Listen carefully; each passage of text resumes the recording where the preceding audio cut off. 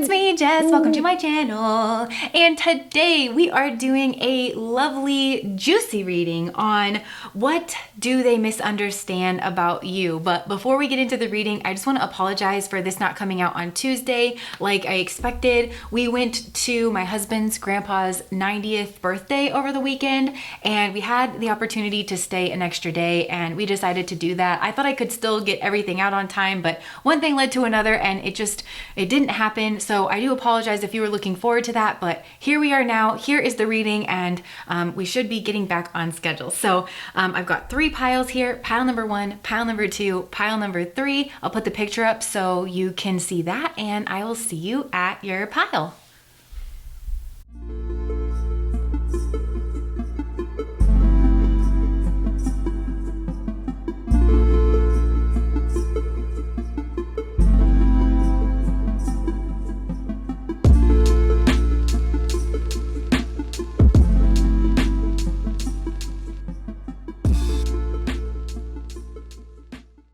All right, pile number 1, what does this person misunderstand about you? I feel like everything, at least everything that matters and is substantive about you, this person misunderstands. And it has everything to do with who they are as a person and where they're coming from. Now, before I just get into this and start listing off all of the things that this person misunderstands, I feel like I need to describe this dynamic that unfolds here between you and this person, because there is a lot of distorted mirroring that happens in this connection overall, just in your relationship. I don't know if you do business together, that's another facet of this, but also in conversation, because each of you is filtering the other person through your own lens, which is a normal thing for humans to do. But there's a lot of projection that goes on here between you and this person. It just comes from a different place. And I feel like it's important to understand that in order to understand like how and why this person misunderstands certain things about you. So what I'm seeing unfolding here is that you and this person, you present very similarly on the face of you. Like if you were going to mix and mingle at a cocktail party, you come off very similarly, and it's very Libran. So maybe you're both very attractive on the face of you, like you have very symmetrical features or something. I think you have a pleasant disposition. You're very well-mannered. Maybe this does have to do with business, like you do some kind of business exchange. You could be in the same line of work or a similar line of work or like adjacent fields, something like that. And you're seen as very like fair, balanced, conversational, right? Polite, but the place within each of you that manifests this behavior when you're mixing and mingling around, it could not be more different. And I feel like that is where a lot of the confusion lies, and a lot of the spiritual lessons, honestly, lies between you and this other person. And it's because this person that you're asking about, they have a competitive worldview. And so that's what they end up projecting out onto you. That's the filter through which they're understanding, at least they think they're misunderstanding actually, all of your actions and behaviors here. Because what it looks like to me, this person perceives you as having won some kind of competition between them that I feel like this person made up in their head, honestly. Because that's the first thing they misunderstand about you, is that they think you're competing with them, and you're not. I think if you compete with anyone, pile number 1, you compete with yourself. And this person doesn't understand that because they don't have that within them to relate to at all. Which actually brings me to the next thing that I feel like this person misunderstands about you, and that is your work ethic. And specifically how your work ethic translates over into your success energy. Because I can see from these cards, you work really, really, really hard. And a lot of that work and effort has gone on over the long haul. There's a time period of 20 years that's being highlighted here, but also it goes on behind the scenes. And that's partly because not all of the work that you've put in has to do specifically matchy-matchy with your craft and your skill set. A lot of that work has been on yourself and on understanding what makes you tick. Because I actually think that you've kind of always, if you think about this, I feel like you'll kind of know that you've always had this innate understanding that there's so much more going on beyond the surface of life. There's an undercurrent that kind of moves things around. And if you understand that undercurrent, and if you can touch that place within yourself, that it gives you this kind of juice, you know, it's like a rudder, you know what I mean? So I think that you're well practiced in connecting to that place in life, to looking to see the undercurrent and how things move and how people operate and how life operates. And that actually greatly fuels this process of self-mastery. First of all, it also fuels your creativity and this success energy here that you have. But this person has every excuse under the sun for why it is that you are successful. They think that you just got lucky. I think a lot of you are attractive, so they say, oh, well, pile number one wouldn't be where they're at unless they were attractive. And they also think that you just maybe know the right people. But this is this person, that's their energy that they're actually projecting onto you. Because when they look at you, and I think this is true, like when a lot of people look at you, all they see is the Six of Wands, right? And this is the victory card. This is some kind of success, but it's success that's not done growing yet. There's momentum behind you. There's just a sense that you're going to keep growing and you're going to keep going with whatever success this is. Not only that, but it's Jupiterian type of success. And in the Vedas and in Jyotish, the Jupiter type of success is always connected to the good karmas, the good fruits of past lives, and also past efforts here. Like that could even be in this lifetime. That actually creates resource. It creates an abundance. And that abundance could be in creative energy, in your skill set. It could be actual resource like money. It could be knowledge. And Jupiter is very well intentioned. And it's like this leadership energy.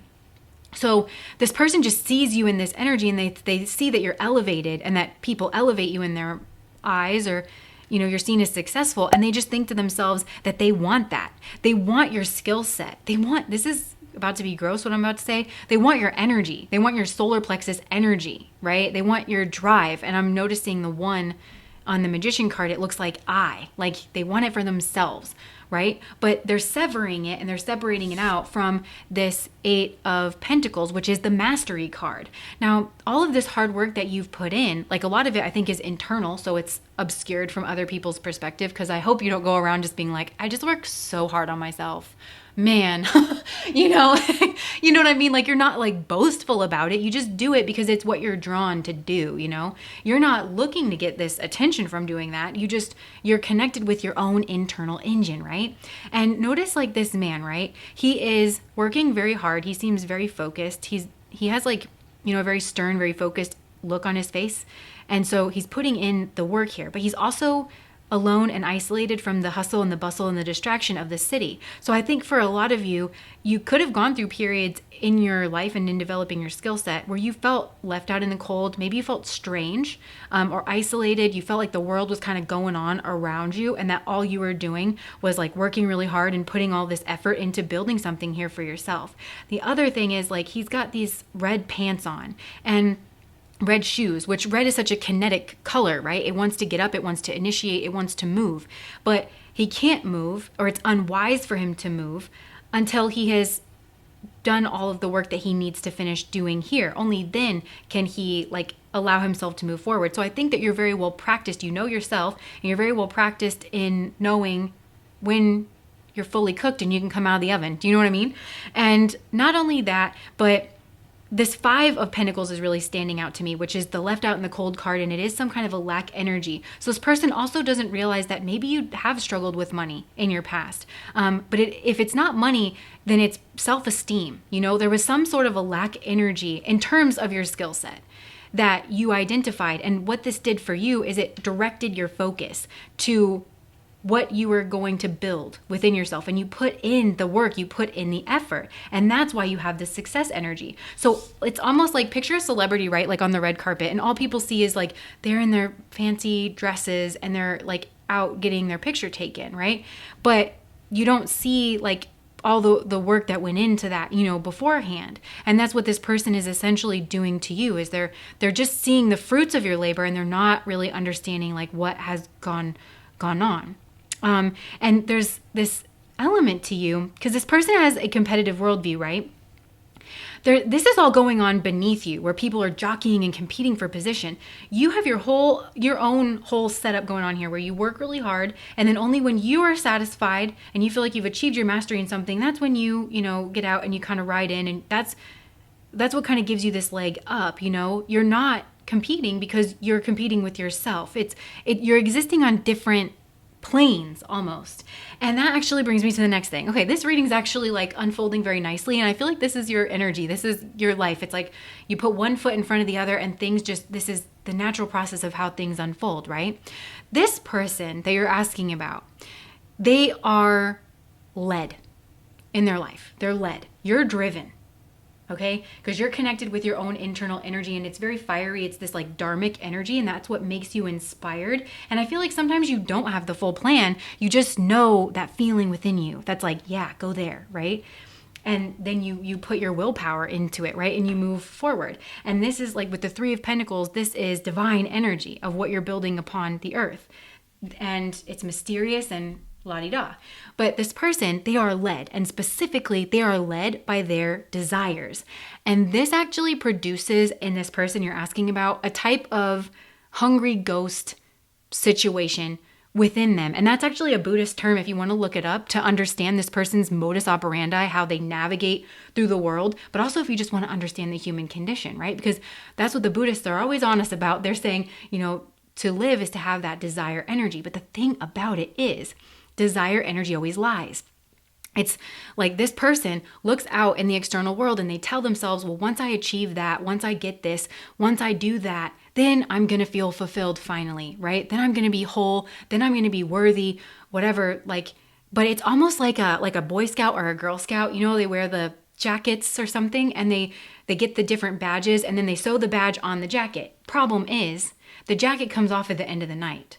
Right? So this person just like trying to accumulate these different desirous experiences, which that ends up being their default engine within them because they didn't actually build their own engine by connecting with self, by connecting with spirit, by connecting with purpose energy and feeding that. So this de facto energy of chasing after their desires and then maybe, experiencing a temporary high and then like coming down off of that and then experiencing the trough of it. That is actually what is building this like void energy within this person where they feel just empty and they don't quite understand that. And I'm not trying to like look down on this person. I don't think you are either because like I said, this is, if you dip your toe sincerely into spirituality for even 30 minutes, somebody's probably going to talk to you about desire and how it does this. And I'm not saying you never go after the stick, but generally speaking, somebody is like their level of self-realization is intimately tied with how often they go after the stick and in what mindset, Are they looking for it to fulfill them? And this person is just at a place in their journey where they have to learn that.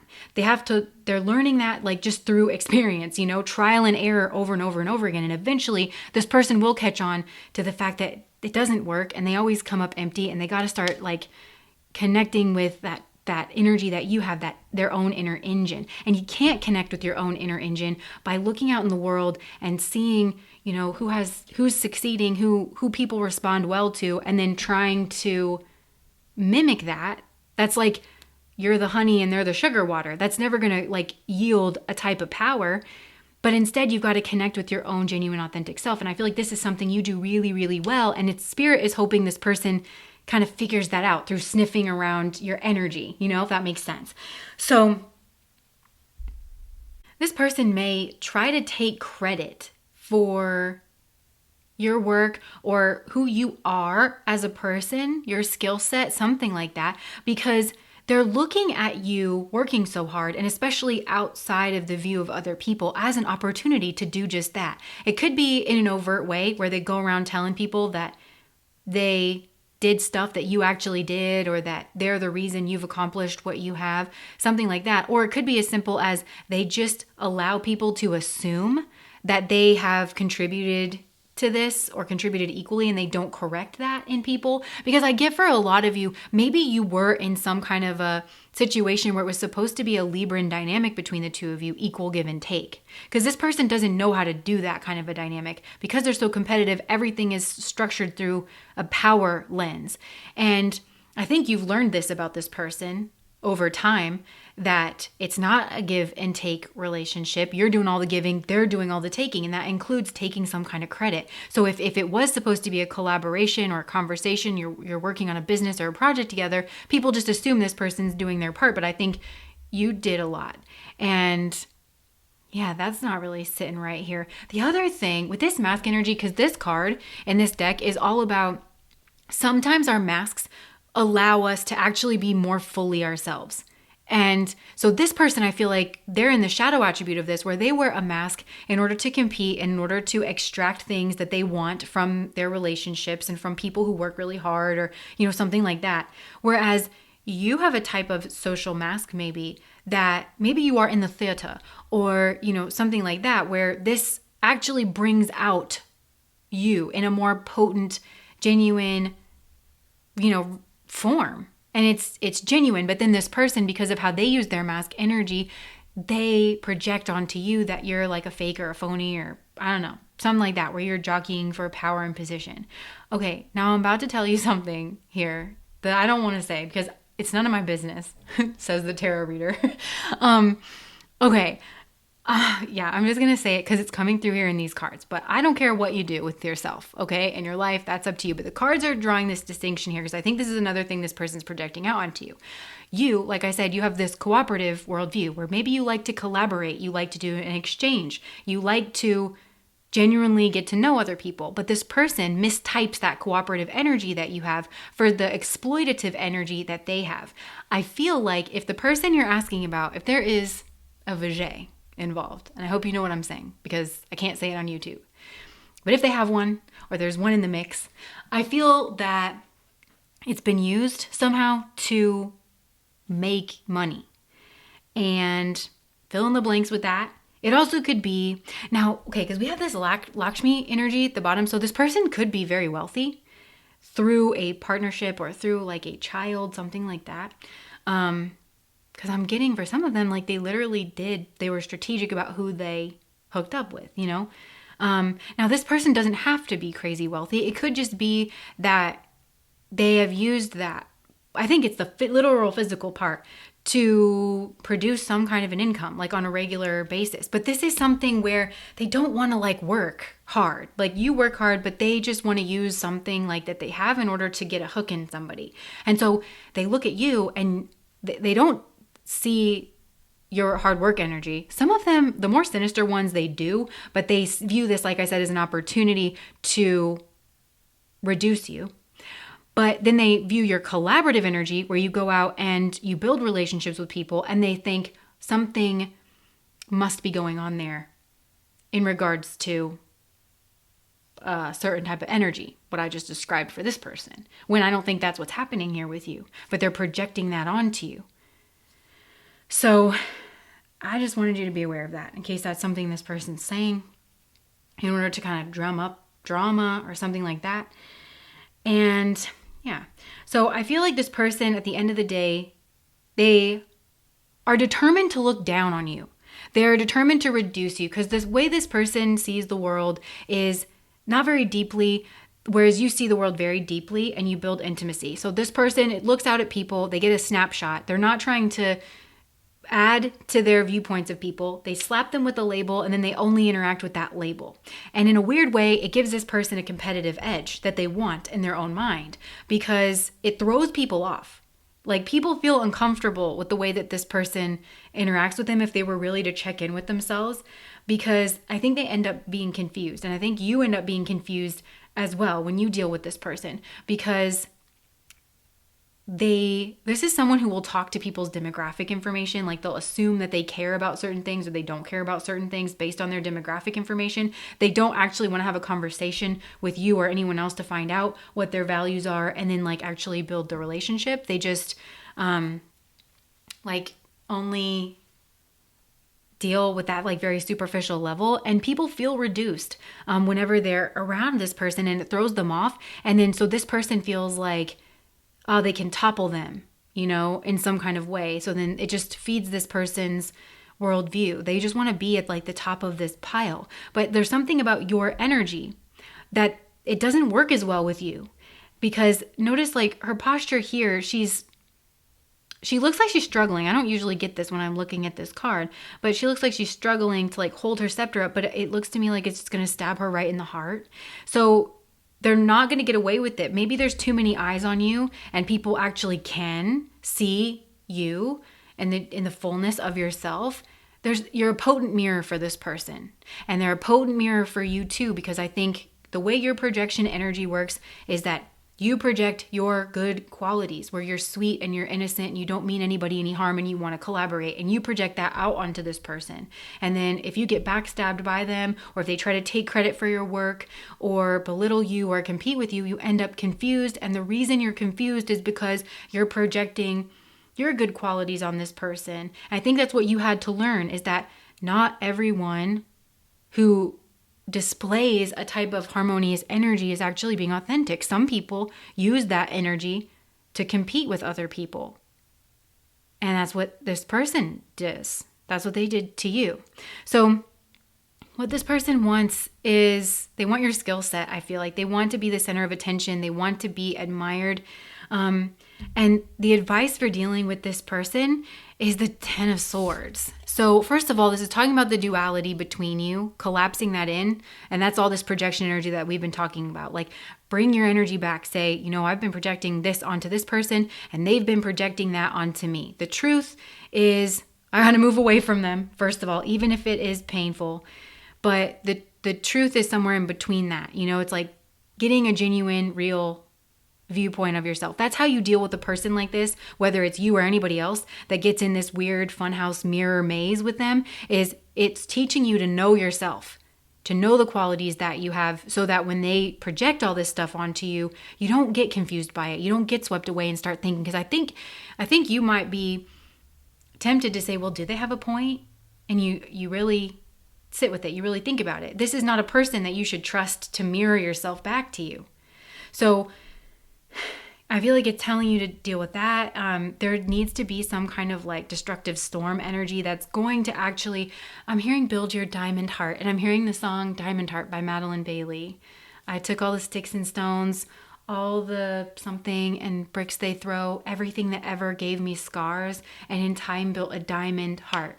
And diamonds, it's pressure and time. And that's something like that you're being forged in, is pressure and time. And so there's certain destructive storms that are building you. It's actually strengthening your roots. You know, like they've seen that actually storms do, like root the trees deeper into the forest. And I feel like that is what this situation was meant to do. It was meant to strengthen your understanding of self and dip those roots down. But with the Ten of Swords here, I do feel like their spirit is saying there needs to be some kind of painful ending. And I feel like this is maybe even a loss of innocence, you know, where you feel like you can just navigate the world and trust the faces of people that they're bringing to you. But some kind of painful ending, where you're moving away from something, and that way you can start anew here. Yeah. So that's what I have for you guys. Pile number one. So just to sum up what they misunderstand, they think that you're competing with them and you're not. They think that you have achieved what it is that you've achieved for very superficial reasons, and frankly reasons that this person thinks that you actually have in common, like your beauty, your pleasantness, your politeness. But they're just saying, oh, you just got lucky with it, or like got lucky in terms of maybe it got busy with somebody, got lucky, you know what I mean, with like the right person that upped your career and that they didn't. You know, you hitched your wagon to a star. This didn't happen. They're just projecting that energy onto you because that's how they're trying to like navigate. They really are not looking beneath the surface. They only want to see like, oh, well, they're pretty and I'm pretty. They're polite and I'm polite. I'm not getting anywhere. They misunderstand that they're being led by their desire energy. They just want to experience certain things, but it's disembodied and it leaves them feeling empty, because they're constantly in this cycle of chasing, whereas you are connected with some kind of inspired energy that comes from within. So the path that you've chosen has a root to it. And you also have this very strong work ethic that's propelling you forward. You're also very generous because, you know, Jupiter energy, it is the, they call it like the priest, you know? And so the resources that Jupiter has, they're not ever only for themselves. It's meant to take care of a lot of people. And Spirit elevates somebody to that position that it knows they're going to disperse it. They're going to share, and you share. I also feel like there's something here about a nice house. Like maybe you both have nice houses. and you're both like, you want to have a creative career or something like that. And you're at this gateway of having a new life, of stepping into a new life. And this person is being faced with their own desire energy that's making them kind of lazy, and they're like weirdly strategic and they do work, but it's like if they put that effort into what you did, they would actually get further, but they spend a lot of time scheming around. And they do a lot of daydreaming, but this is like their poisonous root from their past lives, whereas you have this Jupiter root of like your good karmas that are really coming to fruition. But this person kind of just doesn't care to see beyond the surface of that. So that's what I have for you guys, pile number 1. That's what this person misunderstands. If that resonates, please like, comment, and subscribe to my channel. Bye, guys.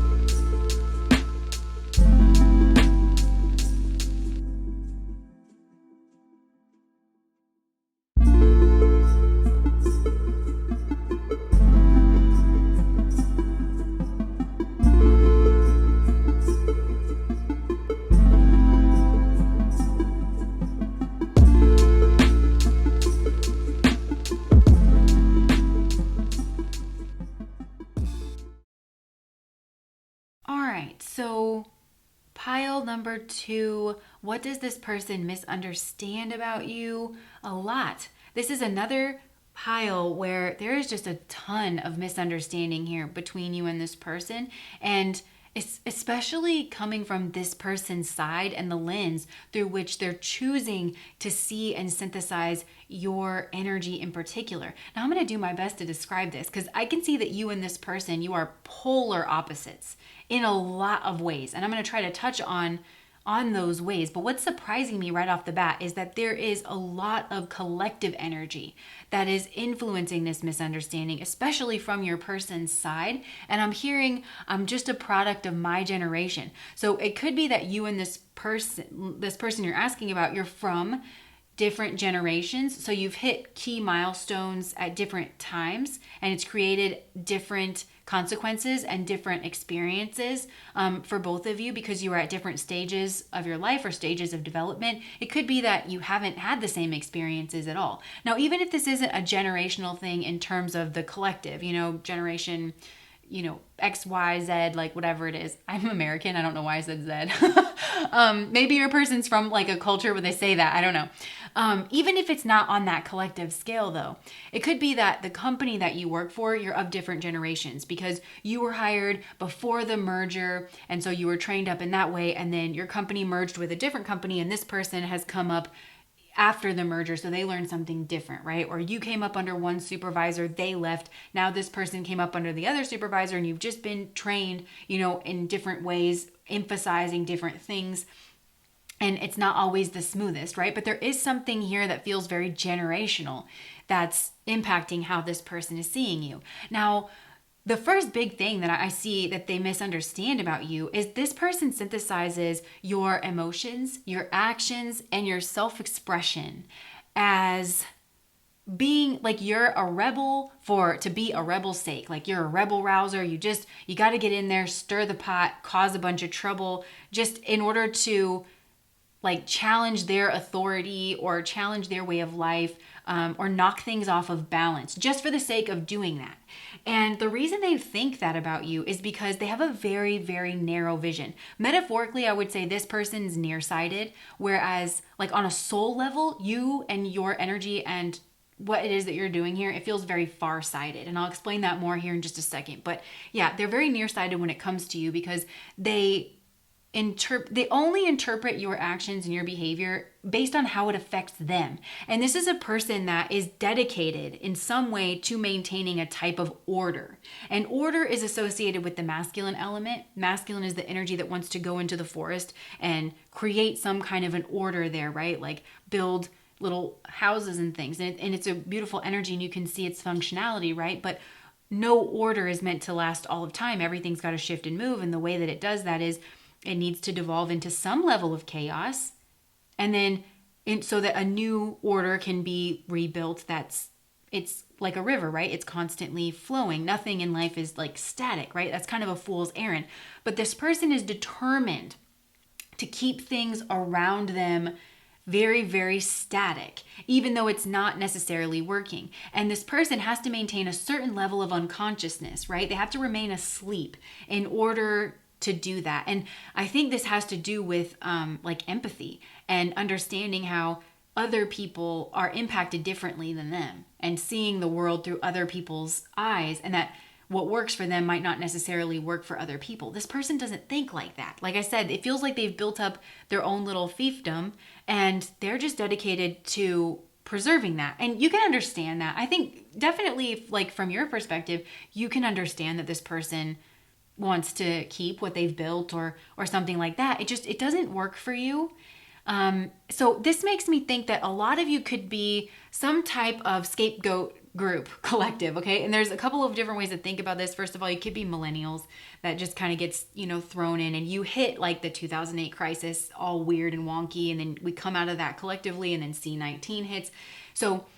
And there's a lot of overlap there between the Pluto and Scorpio generation, right? So you could be like one of those two things. Just as an example, you also could be like a type of like traditional outcast group, or maybe you have been discriminated against because of your race, your religion, your sexual orientation, something like that, because it has to do with the way that you express. But I want to jump back to this, take this Pluto and Scorpio mindset, right? Because Pluto, in a collective sense, that is like the scapegoat energy. And you have a whole generation of people that as they progress up through our systems and our life, they unearth, right? That's what Pluto does. They unearth what has been repressed, what has been buried, what people don't want to look at. They unearth the cracks in the system, what's not working. And this person that you're asking about is dedicated to not seeing that.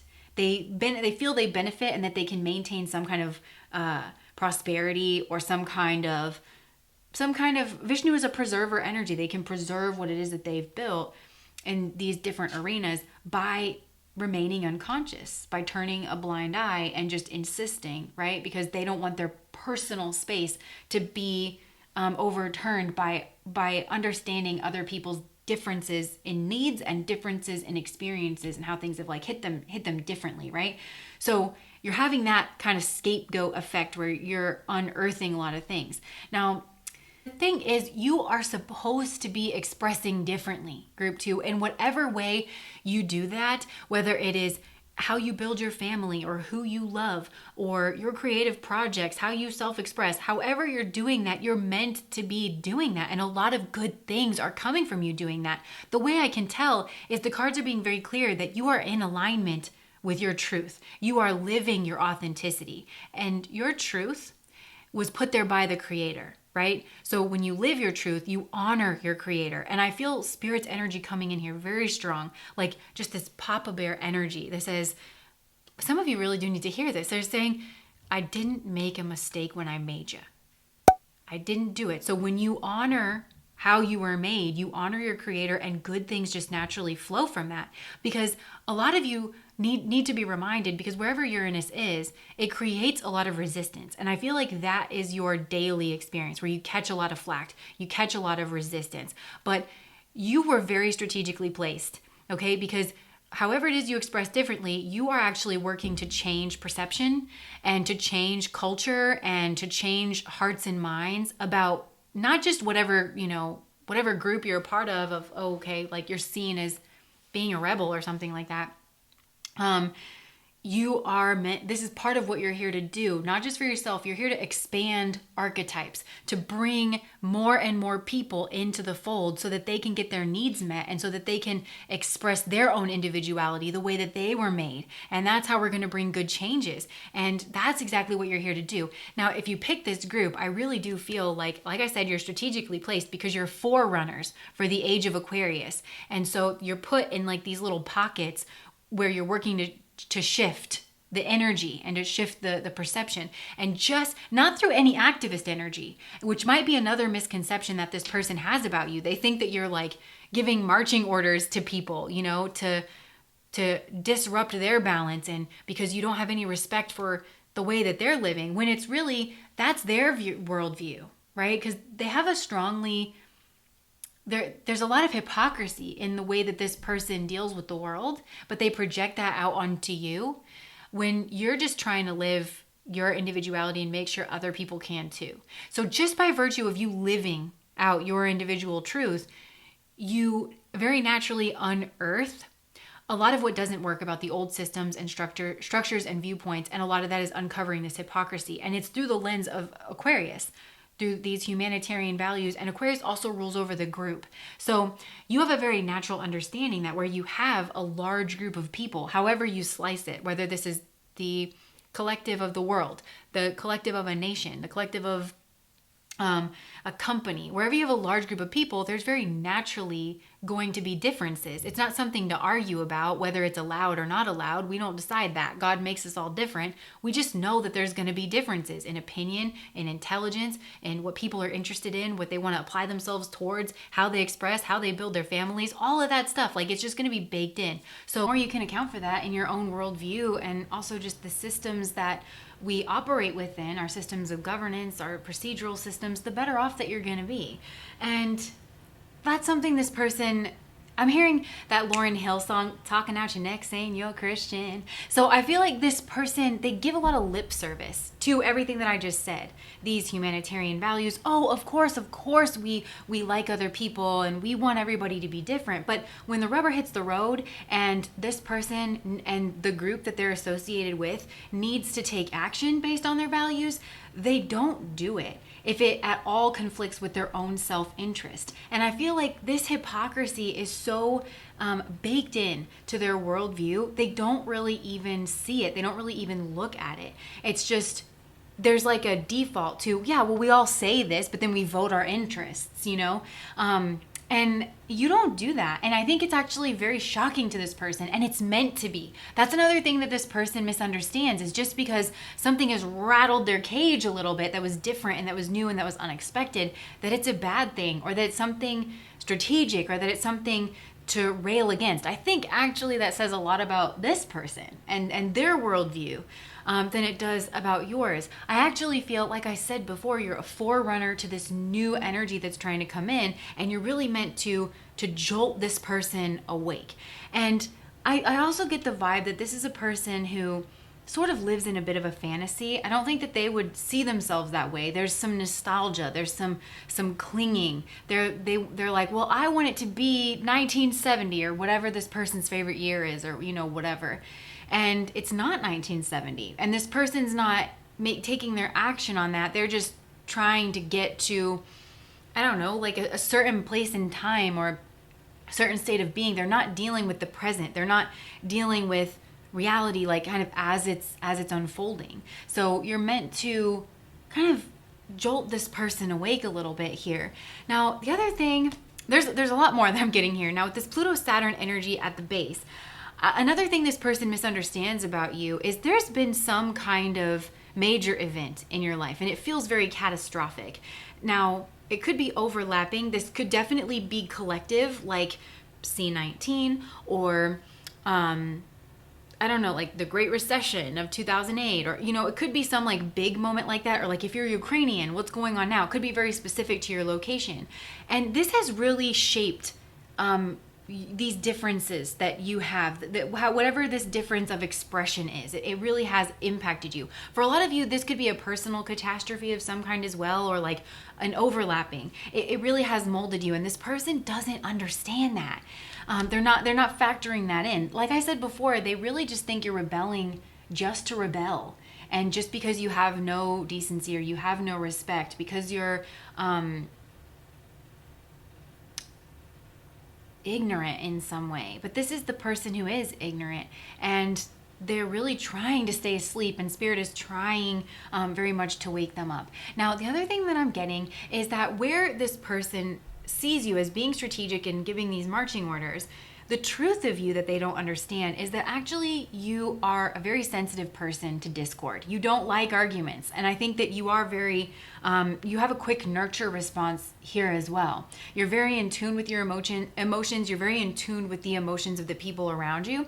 And sometimes this can actually make you jump the gun a little bit. I also feel like there's a struggle within you about how to express your anger. I don't think for a lot of you that it's necessarily that you have a quick temper. I think it's hard for you to navigate expressing genuine anger, but then also feeling safe and feeling respectful. And so you don't always navigate it well, but you come at it from this place of defensiveness. It's almost like when you talk to this person or this group that they're associated with, you just expect there to be this resistance. You just expect there to be a fight. You've just learned this over the course of your lifetime. And so when you bring something up, you bring it up, you can run the risk of bringing it up with a lot of force, but it might seem like you're trying to start something. But what this person misunderstands is that you're actually not. You're being defensive. You're just expecting this person to be judgmental or to be hypocritical or to not take personal accountability, to kind of do the thing where they're talking out their neck saying they have all of these values and then make all these excuses as to why they don't take literal action on those values. And it's something that you're very, very sensitive to. I think a lot of you grew up in a home where there was an issue around anger. Either you witnessed your parents just like fighting all the time and you're determined not to do that, or you grew up in a home where everybody was fine. Oh, no, I'm fine. But you knew everything wasn't fine and it just wasn't allowed to be expressed. And so nothing ever got resolved, and you're determined not to do that. But I feel like there's a struggle here in negotiating within yourself how it is you're going to express where you feel hurt or where you feel legitimately angry. Because I do feel like, I'm American, but like I think this is maybe across the world, if I'm not mistaken, where a lot of people can struggle with anger. Like people demonize anger when, it's unchecked anger, it's unhealthy anger that can result in other things. But anger itself is not the same thing as abuse. It's not the same thing as violence, not just on its own. It can sometimes come coupled with it, but just anger on its own is not necessarily something to demonize. It's something to learn how to cope with. And I feel like you're in the midst of trying to, figure that out here for yourself. The other thing is like you are very protective over the people that you love. And I think you love a lot of people. Like you just have a really, really big heart. And so if this person, like if they are very closed-minded and they only have a certain type of person that they hang out with, and they want to go around talking about, oh, this type of person, this type of person, that, like you have people that you love that are those kinds of people that are being talked about. And that's another thing where you will defend them. You will become protective and you will want to be fair, but you will also be protective. Now, what these cards are saying is that this person actually does want a long-term relationship with you. In whatever way that is. They want it to be fair and balanced, and they tell themselves that they want it to be equal give and take, but they don't actually mean that, because I'm just noticing all this heart energy here, right? Leo rules over the heart chakra, and then we have this heart energy that has been betrayed and wounded, and this person kind of wants to rip out your heart, metaphorically speaking. They lie to themselves because this person is so deeply steeped in hypocrisy, where they don't, like, they're just asleep in a lot of ways. And how this happens is because this person wants to control you. They want to control the relationships. They want it to be on their terms. Saturn is governance energy. It's the rules and the rituals that we abide by. And this person has to be in control of it. But it's weird because they look at you and they think, oh, you're strategically trying to oppress them and disrespect their way of life and knock them off their balance. And that's what I was trying to get at earlier, where you're just trying to like live your life, but this is the person who is trying to oppress. They're trying to oppress you and get you to fall in line with their rituals. And I think you're a respectful person and you don't mind accommodating other people. It's just this person doesn't have that same energy towards you, and it's something they're completely blind to, which leads to their own misunderstandings. So yeah, this person does want that kind of a long-term relationship, but they want to spell out the details and under what conditions you're going to have, a relationship. They don't want you to actually be your genuine self. This person, you probably hear it, pile number 2, where it's like they don't want you to be your genuine self. Oh, but they want everybody to be self-sovereign and to be different. Just not you and not around them and not, you're hearing all these like, these edits. And this person doesn't hear that. They really don't, because they'd have to wake up a little bit to themselves and to the people that's around them. Now, how the cards are suggesting that you deal with this energy moving forward in the best, most productive way you can is the 3 of Wands. So the cards are definitely saying to keep being yourself. This is an exalted position. This is a place in the zodiac where spirit does smile upon you and looks upon your self-expression as doing its good works here upon the earth. So definitely keep doing that. And the other thing is that the 3 of Wands deals with visibility. I think you have this as a natural capacity or a natural capability to kind of look further down the road and see that there's probably going to be bumps, there's probably going to be obstacles or not.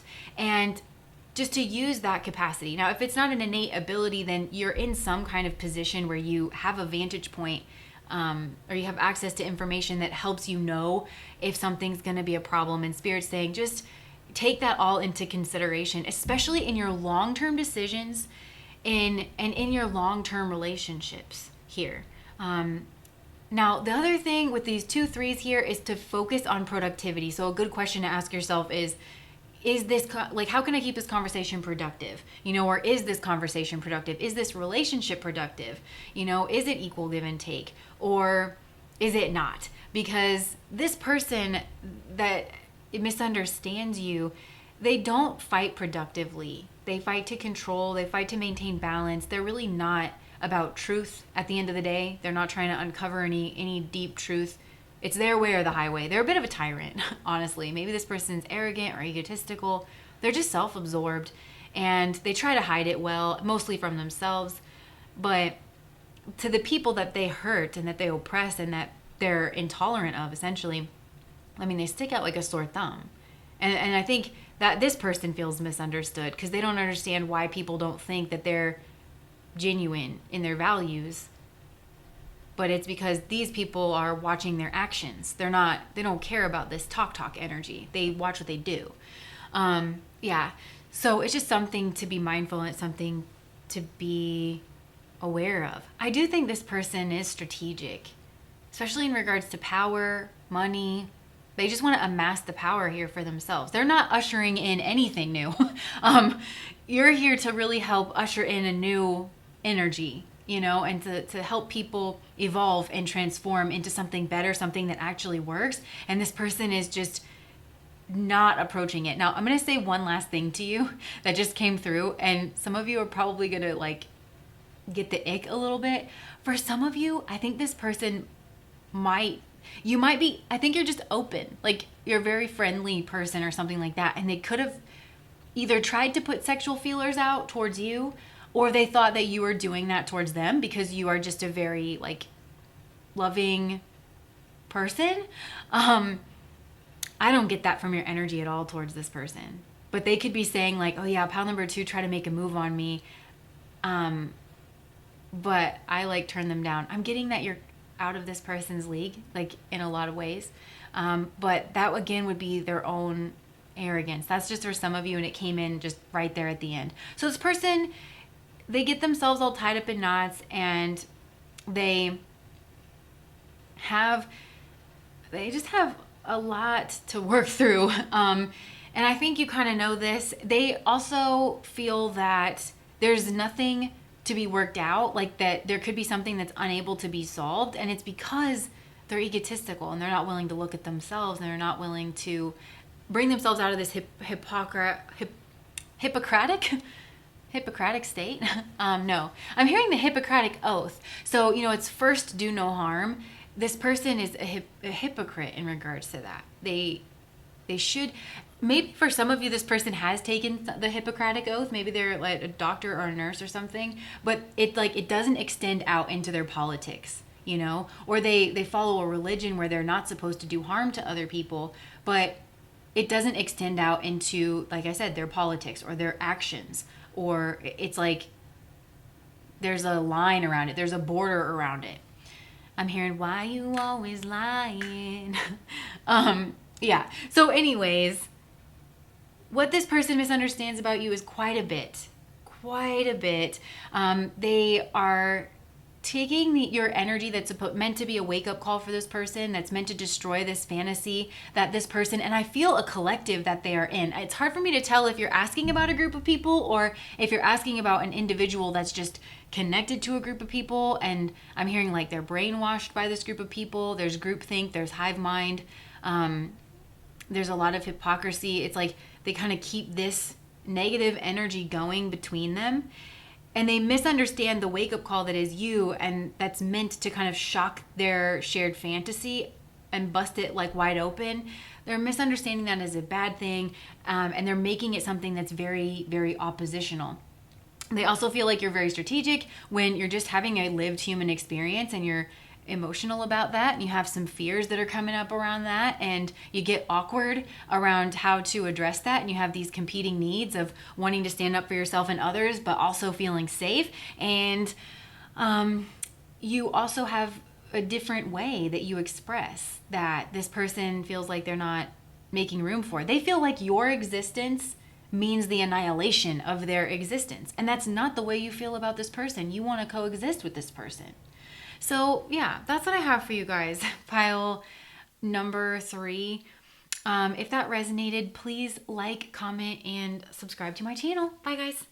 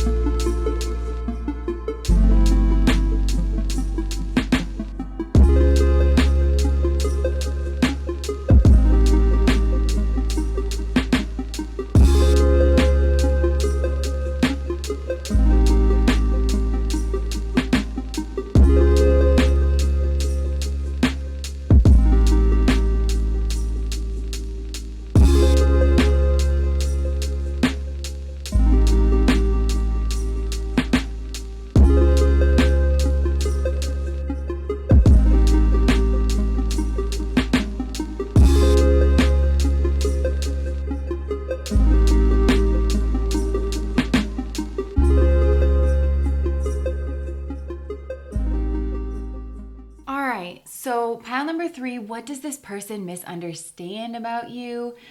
So this one's going to be a little bit difficult for me to explain, but just bear with me as I try to kind of like parse this out, okay? This has something to do with your fitness for a leadership position, because this person, the lens through which they're looking at you is they are seeing you wielding some kind of position of power.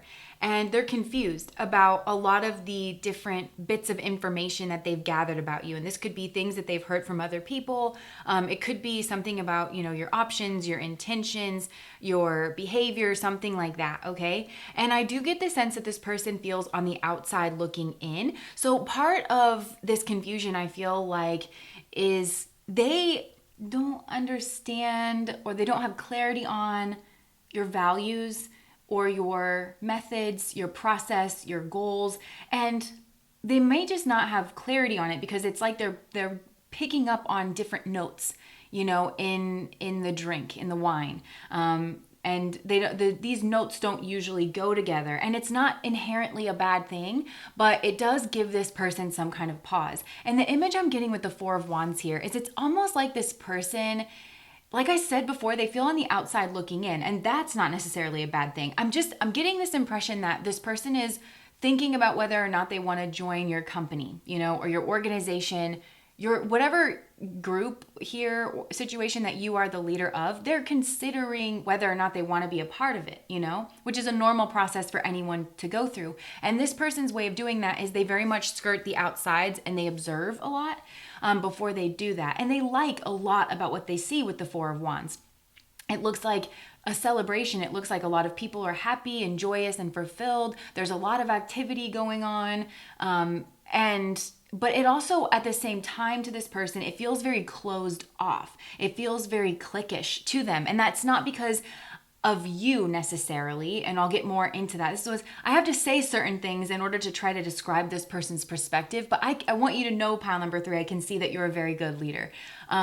So this person is observing all of this, and they're noticing as well that this group here, they come off like a family. And I'm using that word very intentionally because I think it's meant to be more of a community, and it comes off like a family, which sounds like a really good thing, but it includes like all the problems of a family, right? Where our families oftentimes, like, they all believe the same thing. They come from the same religion. There's certain traditions, cultural traditions, history. There's shared understanding of that. And this person maybe feels like they don't agree with a lot of that, and that it would be a problem because they feel like this is a very insular, closed off, cliquish kind of a setup. And even though there seems to be diversity here, because I'm noticing all these women are wearing dresses and they're all wearing similar colors. So there's uniformity in the sense that they're all wearing dresses, but there's difference in the fact that they're all wearing different colors. So maybe this person shows up in pants, right? And they're like, yeah, I can see that there's differences tolerated there, but not my kind of difference. You know what I'm saying? So this person is a little bit hesitant to join in. Now, the other thing that I'm seeing here in this card is that all of these women, they seem to be like joined together, and they're all like celebrating, they're all on equal levels. But then when you look at their sticks in the air, the 3 sticks are clustered together, and there's 1 stick above all others. And now when I relook at those women, I think, oh yeah, I guess she is on a little bit higher of ground here. So it's making me think of like a separation and distinction into the 3 of Wands and the Ace of Wands, meaning that, is this a type of situation where you talk about, unity and coming together and harvest and things like that for the subordinates, but then really there's somebody here that's all about themselves with the Ace of Wands. They're all about like breaking out, but they're just saying kind of the right things, because that's another thing that weighs on this person's mind, is that you have a blend, at least in like what they're observing, you have a blend of moon and sun energies. So like a nurturing quality and also leadership qualities. And that's kind of a dangerous combination if it's not wielded correctly. I think you understand that as well. And I see that you do your best with it. Like, you are well-intentioned. I see that you are a person who has good thoughts, good action, good character. You are motivated by helping people, and you want to actually transcend what is normally expected of a leader in your position. You have like high goals and you have a strong sense of morality and a strong sense of duty. I think you keep this insular to yourself because of how you were taught that a leader is supposed to be. More Aries and less Libra. And what I see in your energy is you are actually more Libra and less Aries. Now, what I mean by that is, we expect leaders to be matter of fact, quick, decisive, straightforward, straight to the point, confident. And this person expects that in a leader a bit as well. And I think that you fulfill a lot of those things. So it's like whenever you say things, you do come off very matter of fact. You do come off very confident. But I think you work a lot to get there. So this person either doesn't understand that process or doesn't see that process. And it could be because it's happened in your past and you've turned over some kind of a new leaf where you understand yourself better. That could be it. Or it just could be that you deliberate behind the scenes and you... The other thing is this person doesn't think that you check with other sources. They think that you are kind of like an insular island unto yourself, and you do check with other sources.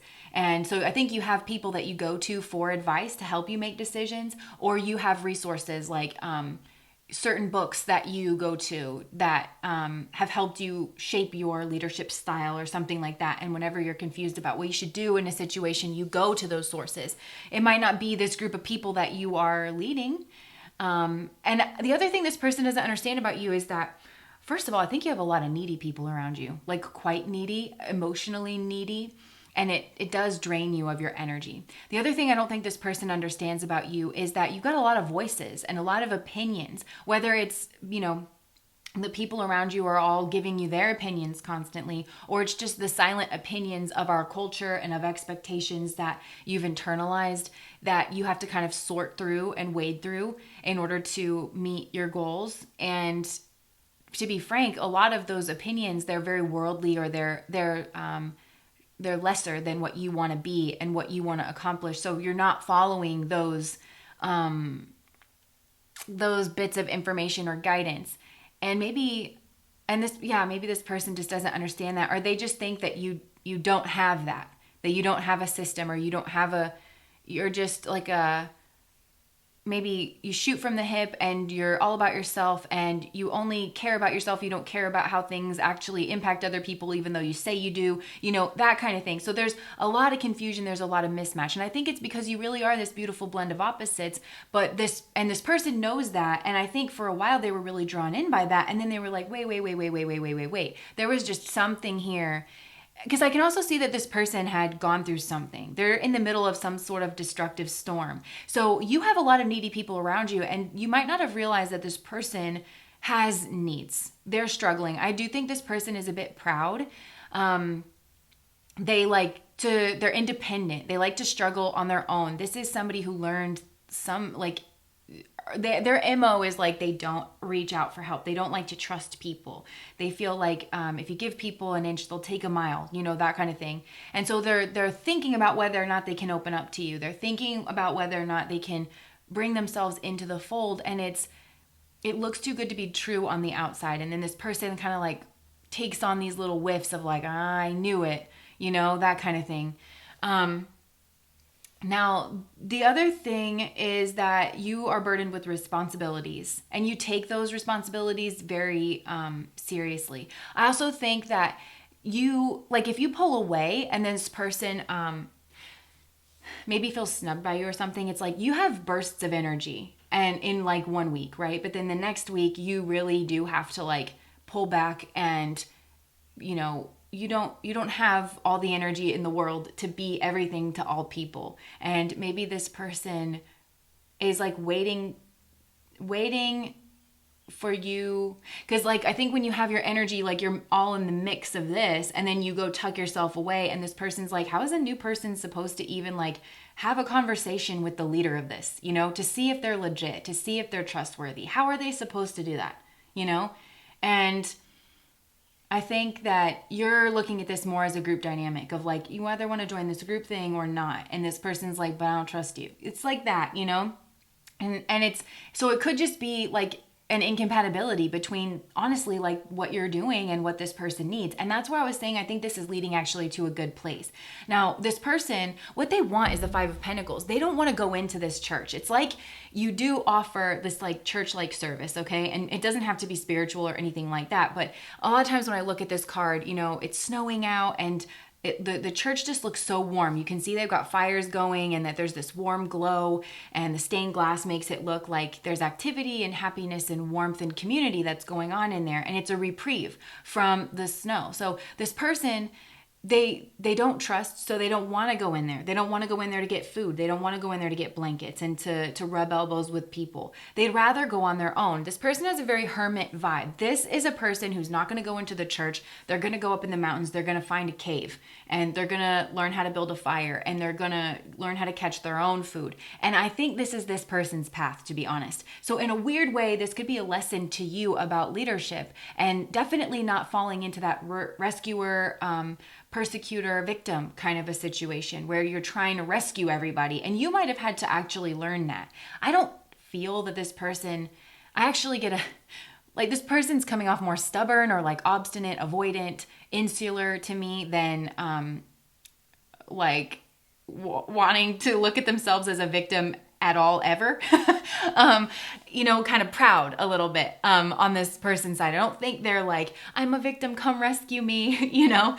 I'm really not getting that from this person's vibe, but take whatever resonates. I think you have actually helped them on their path. They're not meant to be in this group. And it doesn't, the thing is, it doesn't have to be a failing on your part as a leader. You are who you are. I think you're learning a lot of lessons about leadership in this lifetime and about towing that line, holding yourself to high standards, choosing, because you have a lot of options. I think you know that. Maybe your position does provide you a lot of options, and I don't know in what way. Like you could make money in different ways, and you are ambitious, but your ambition is nurturing and leadership oriented. And this person just doesn't really see that. You do break some kind of a mold. So this is so strange, pile number 3, because it's a lot of really, really good things. And this person is like, this is a super manipulator, you know, something like that. Because this person, they're meant to be astute like that as well. They are. I think this is a good sign for them in a weird way. So yeah, the cards are saying like what you can do. This came out in pile number 2. So it could be that there's a connection here between the two piles, but it's to keep being yourself. Keep being yourself. With Aries. Now, okay, because the 3 of Wands is Sun and Aries energy. It is exalted. So this is saying like you are on your path in expressing your full individuality, right? Don't try to change that, you know, because of the feedback that you've gotten from this person or something like that. The 3 of Wands, I'm going to say the same thing I did in pile number 2. It is also about visibility from this position up here, from this heightened position, which you have as a leader. You can see a lot of incoming obstacles, incoming opportunities, things like that. It's saying to like keep manifesting your dreams, keep on that path. Now, the other thing that I'm getting now that I'm seeing pile number 3 is they're showing me like the Libran scales, because I keep mentioning Aries Libra energy here for you. And I've said this a lot, like relationships are Libra energy, right? But a lot of times we get confused because we think, oh, well, we've got to balance out the scales with other people. We've got to diminish this. We've got to hide this. You know, it's like if you were trying to balance out scales by weight, you're like, okay, well, I'm too much. So this person is the lighter one and I'm the heavier one. So I'm going to take off a couple cubes and then things are going to balance out. But the problem with human beings is that we always want to be the fullness of ourselves. There's an inherent instability in diminishing ourselves, in reducing ourselves, in making ourselves less, even if it's for a temporary period of time, in order to, you know, interact with someone else in a way that would make them feel more comfortable. So you, and I just said, this person's on their own path. They really, really are. They're meant to find their own power. through the storms that they've had, this person is becoming a gem. They're a diamond. They are an emerald. They are meant to be independent. This is a spiritual turning point for this person with this hermit energy here, and they're growing in their own wisdom. I also feel like this person's protecting their inner child, and it's very, very good that this person has gotten to a place where they can do that, right? So this is a turning point where they're becoming more and more themselves. So I'm getting this Virgo energy coming off of that. There's Aries energy on your side, and Virgo and Aries are connected on the light grid. So this person, in a way, they are showing up Aries. So in a way, you're potentially making this a possibility for there to be a relationship between the two of you in the future. Now, it's probably going to be Libran. It's probably not going to be somebody's the leader and, somebody's a part of the group. That didn't sit well with this person in the first place. And so I think if you do reconcile with this person, you're going to have like a one-to-one relationship, one-to-one connection of some kind where you're exchanging as equals. Maybe this person is meant to be a leader, or they're meant to be independent. I think it's one of the two. And that's going to be more of how your relationship looks in the future if you come back together at all. But I think your big takeaway from this pile number 3 is you have this beautiful leadership energy. You really do.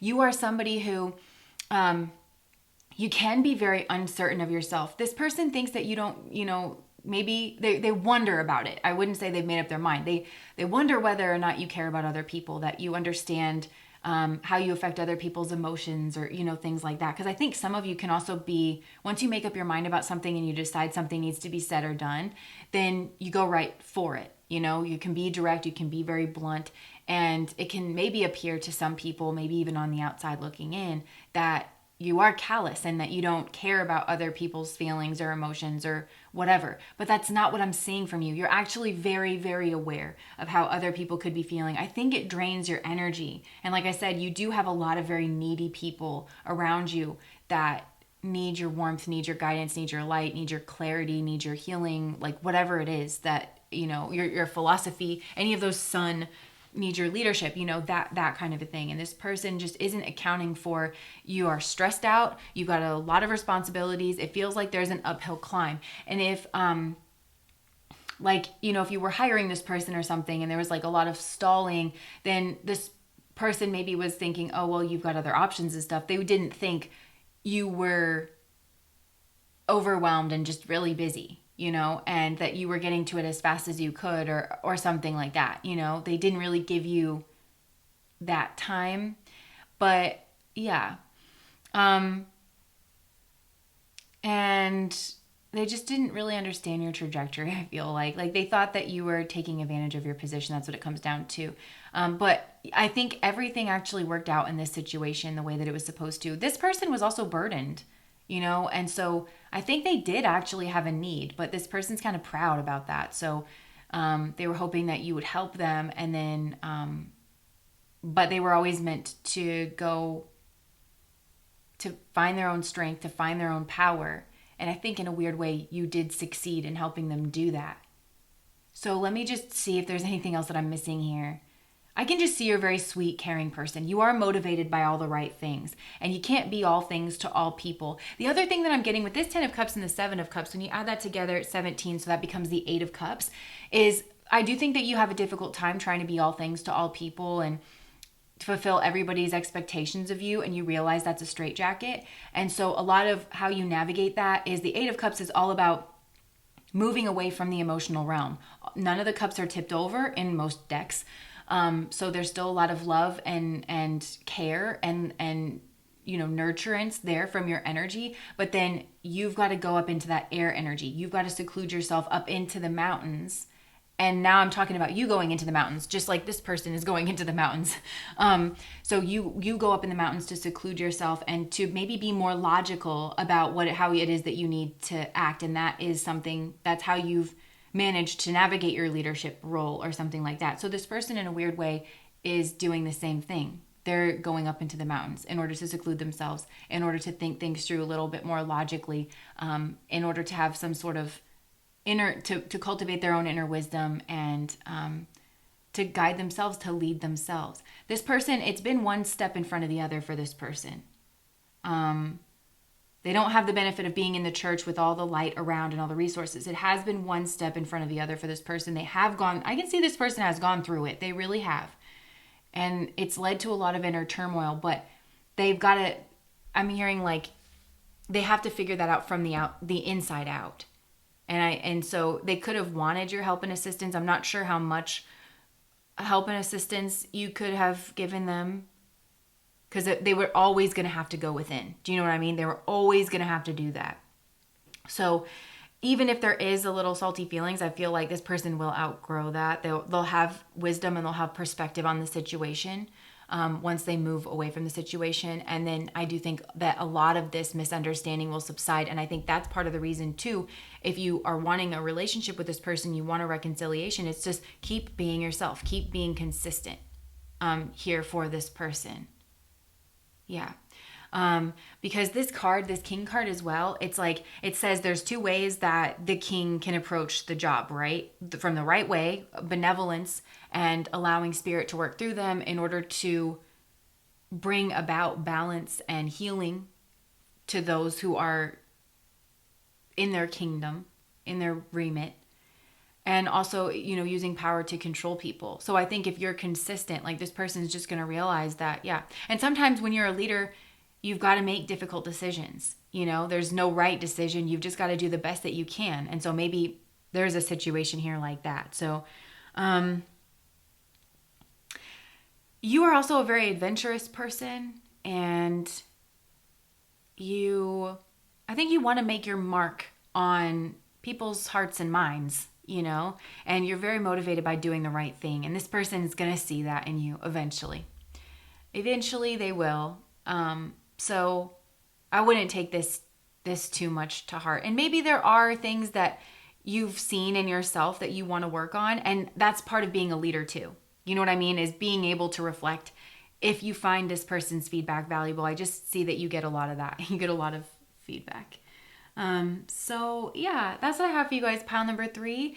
If that made sense and if that resonated, please like, comment, and subscribe to my channel. Bye guys.